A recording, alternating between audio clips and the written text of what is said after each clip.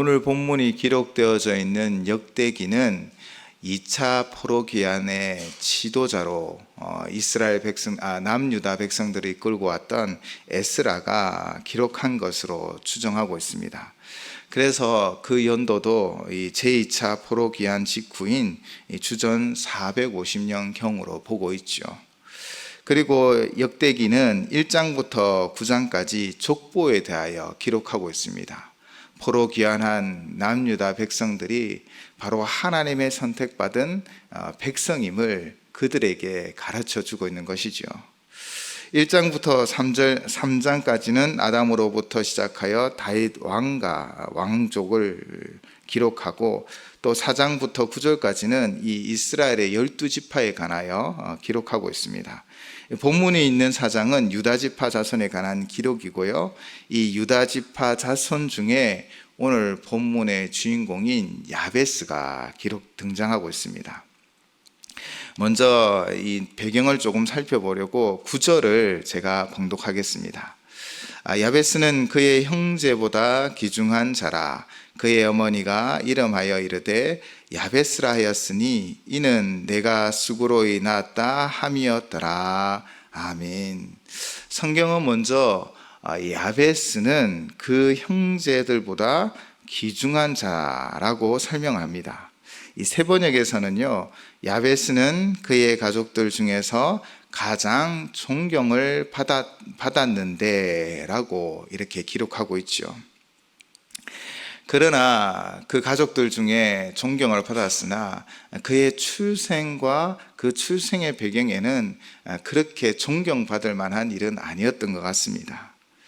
상황이 힘들고 어려워도 보통 자식들에게 이름을 지을 때는 이 되고자 하는 소망, 잘 되기를 바라는 그런 마음으로 이름을 지어 그에게 주는데, 그런데 그 당시 그 어머니가 얼마나 고통과 슬픔 가운데 있는지, 또 고난 가운데 있었던지 이 태어난 아들의 이름을 슬픔이라는 뜻을 가진 야베스라고 지었다라는 것입니다.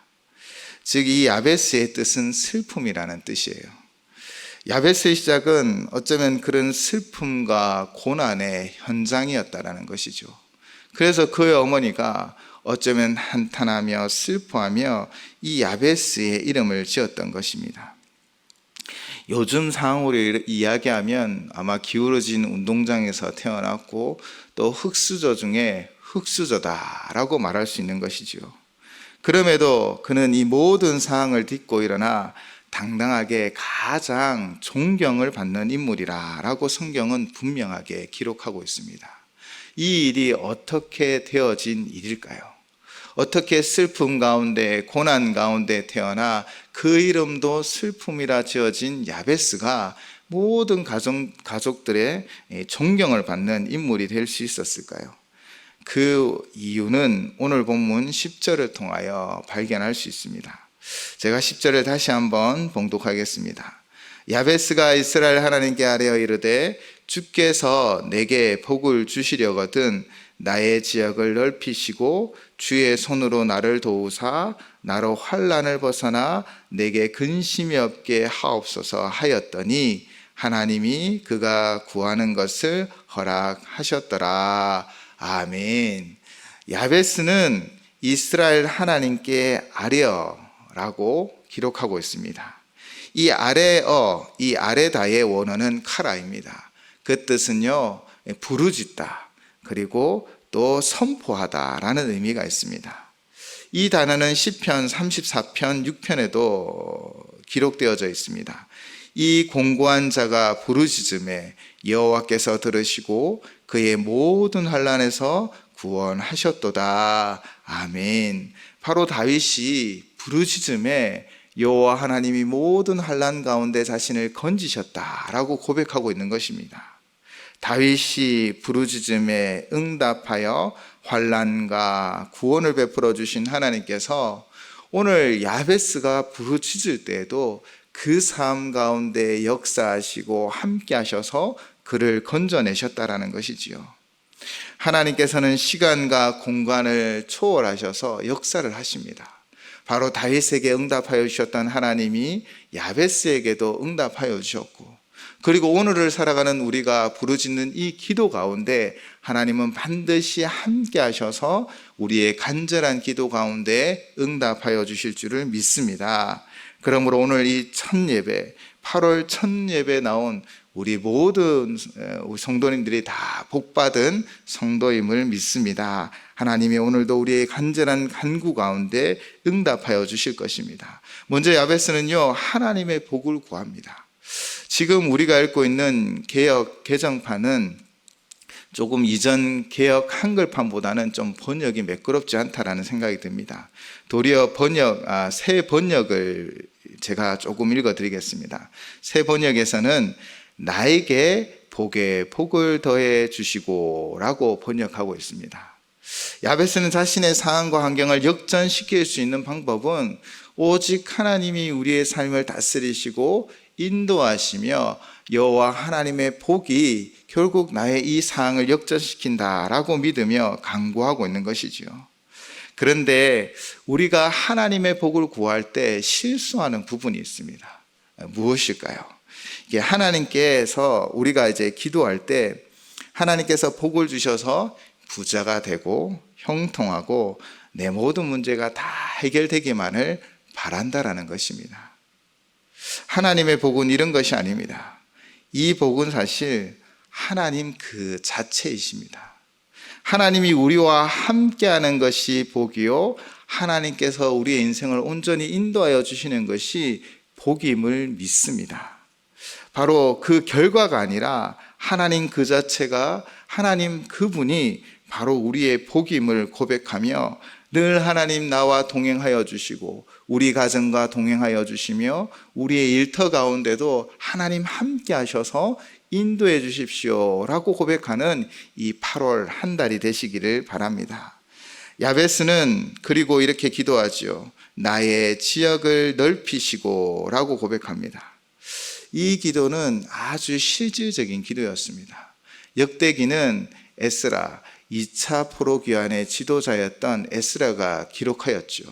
그렇다면 그 당시 에스라와 함께 왔던 바로 그 남유다 포로 귀환한 백성들과 함께 이 말씀을 나누었을 것입니다. 야베스는 아마 나의 지역을 넓히시고 라고 고백하였었는데 그 이유는 70년 동안 이 남유다는 비워져 있었습니다.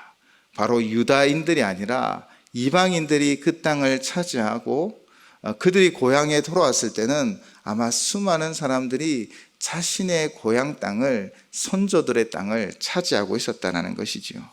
70년 동안 비어있던 지역입니다. 70년 세월은 그렇게 짧지만은 않은 세월인 것이지요. 그렇게 고향으로 돌아온 남유다인들이 어쩌면 그들의 원래 조상 땅을 차지하기 위해서는 그들과 어떤 분쟁도 있어야 할지 모르고 또 다툼이 있어야 할지도 모르겠습니다.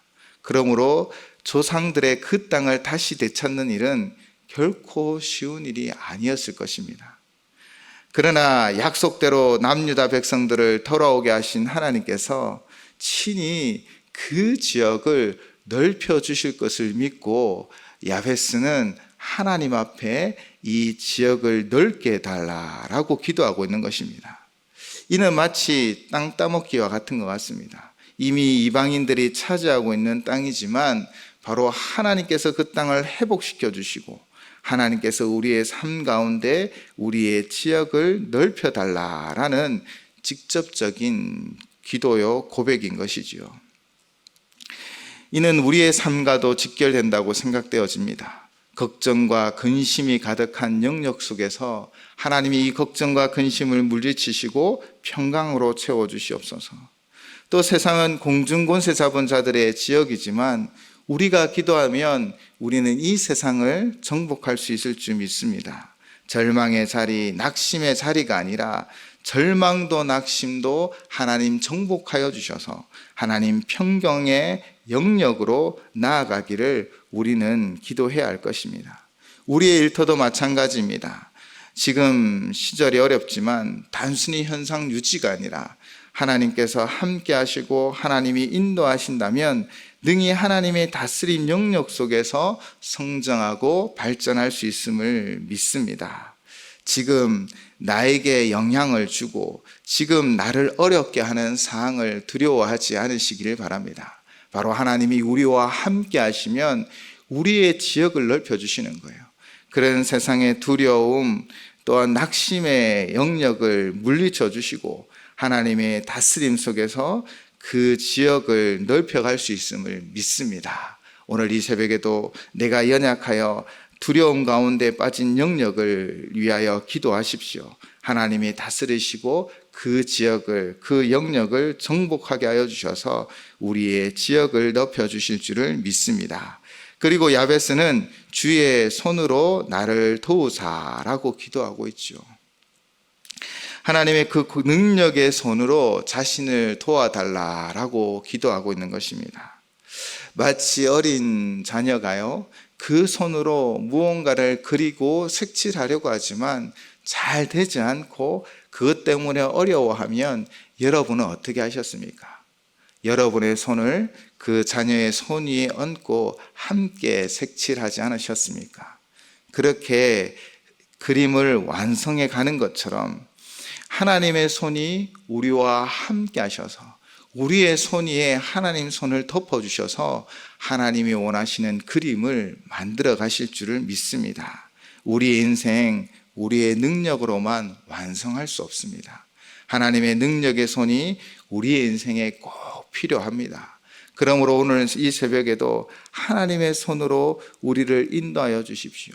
하나님의 그 손으로 우리의 삶의 영역을 넓히시고 하나님이 원하시는 그 뜻을 이루어 주십시오 라고 기도하는 이 새벽이 되시길 바랍니다. 하나님이 그 손으로 우리를 덮어주실 줄을 믿습니다.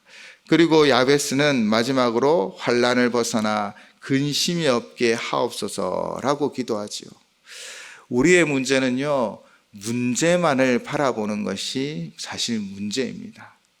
문제보다 더 크고 위대하신 하나님, 모든 것을 인도하시는 그 하나님을 우리는 온전히 바라보지 못하는 것이지요.